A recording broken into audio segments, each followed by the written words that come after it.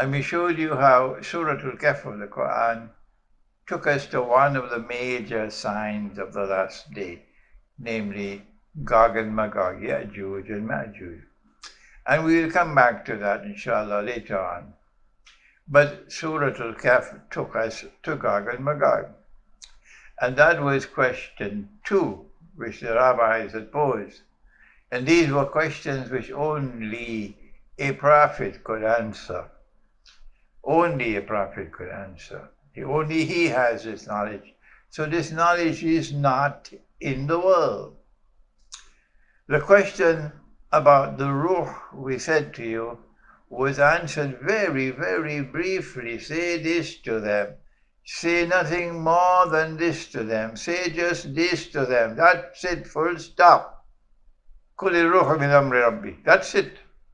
Say to them that the ruh is by Allah's command. And this answer was placed in Surah to Banu Israel, Surah to Bani Israel, which is also known as Surah Al-Isra. Let's not fight over names. And then we said to you, on both occasions, question 1 and question 2, the divine method was to first repeat the question and then answer it. First repeat the question and then answer it. وَيَسْأَلُونَكَ عَنِ الرُّوحِ. Excuse me. And they question thee about the ruh. وَيَسْأَلُونَكَ عَنْ ذِي الْقَرْنَيْنِ. And they question you about Zulqarnain. But when it came to the third question, Allah subhanahu wa ta'ala did not repeat the question. Excuse me. The reason why he did not repeat the question was because, number 1, he wanted this subject to remain under wraps. He did not want it to become outwardly visible. And number 2, because the question did not go directly to the target of Dajjal. They were going about it through a roundabout way. So he kept the subject of Dajjal under wraps, meaning you had to dig to be able to locate it. We said, and Allah knows best, that the reason, the target of question number 3 was Dajjal. And there are 2 passages in Surah Al-Kahfi which are directly linked with Dajjal. This one about the young man in the cave, which we'll come to, inshallah. But then there's another passage in Surah Al-Kahfi which is also linked to Dajjal. Remember, Dajjal comes with a mountain of bread, and people will follow him for his bread. Why do you think there's such a huge population of Pakistanis in Britain? Why are there so many Pakistanis in the United States and Canada and Australia? So many Bangladeshis in the Gulf and in Pakistan and India, in Britain and in the United States. What do you think they're doing there? The overwhelming majority are there for the bread. Dajjal comes with a mountain of bread, and people will follow him for his bread, said the Prophet, alayhi salatu wasalam. In other words, what Dajjal does is that he concentrates wealth among some people and make them the leaders of mankind. And he gets the rest of mankind to come and work for them and be enslaved by them. And this brings us to the story in Surah Al-Kahfi of the rich man and the poor man, which is the subject of today's talk. The Quran describes the rich man with 2 gardens. And these gardens have a river flowing between them, so there is natural irrigation. The gardens are fertile, and there is an abundance of crops, an abundance of produce. And this rich man who owned these gardens, he's arguing with the poor man. This is the argument. The argument in substance is, I am rich, so I'm a somebody. You're poor, you're nobody. When I pull up with my car, you see how many people come to open the door of the car for me? That's an indication that I'm a somebody. But the poor man gave him a warning. Be careful, says the poor man. When you enter into your garden, you should give thanks to Allah. You should give recognition of Allah that He is the one who has provided for you. Ma Allah, la quwwata illa billah.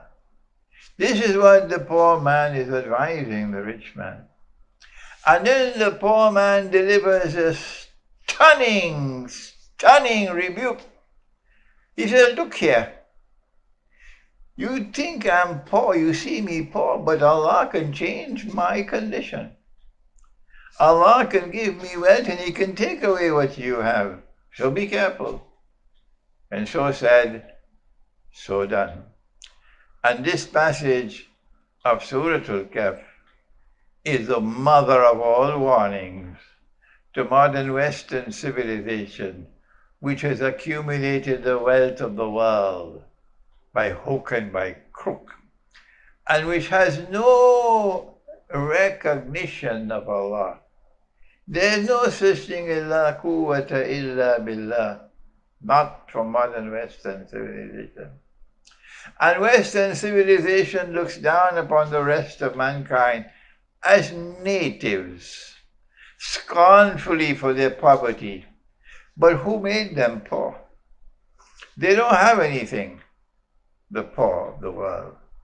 And listen to what the poor man said, the warning that he gave. And this is the warning which today must be given to the modern West, which is filthy rich.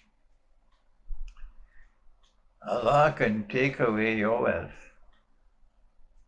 and Allah can give me wealth.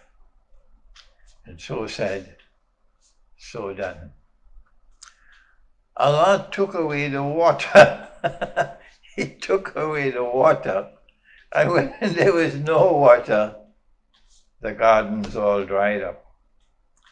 And the rich man was left wringing his hands in frustration and in despair.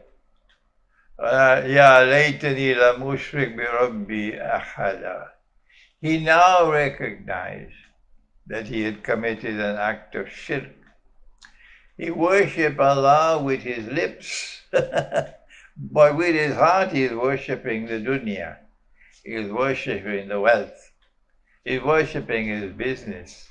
If your business is more important to you than Allah, if your job is more important to you than Allah, if your freedom to travel and that your name should not be on a new fly list, that's more important to you than Allah. If your house is more important to you than Allah, your cattle and your goats and your sheep are more important to you than Allah, wait. فَتَرَبَّصُوا, and see what Allah can do with you. And the rich man now recognized that he had committed an act of shirk, because while with his lips he was worshipping Allah, with his heart he was not. With his heart he is worshipping his wealth, he is worshipping the dunya, and this is what Dajjal wants us to do. This is Dajjal's master plan, that he gets the rich to worship their wealth, and he gets the poor to worship the rich. We want to be like them. So they leave Pakistan, and they leave Bangladesh, and they leave Egypt, and they leave Indonesia, and they're gone to America. And we have made it. We are successful because we went to the United States. We got a good job. We made money. We were able to build a house. Oh my gosh, we've made it. But when it came to Salatul Jummah, we didn't have time for that. The job was more important than Allah. Yes, the wealth was more important than Allah. That was shirk. That shirk is all around us in the world today. So there is a message for the poor, that Allah can take the poor man and make him wealthy. وَوَجَدَكَ عَائِلًا فَأَغْنَى. O Muhammad, Allah's blessings be upon you. We found you poor and we made you rich. There is a message of hope for the poor of the world today. The masses who are living in poverty, in Venezuela most of all, that Allah can turn the tide against them, and Allah can make you wealthy, and Allah can take away their wealth. And may Allah give us this faith and the strength and the courage and the patience to bear the trials of Akhir Zaman. Thank you.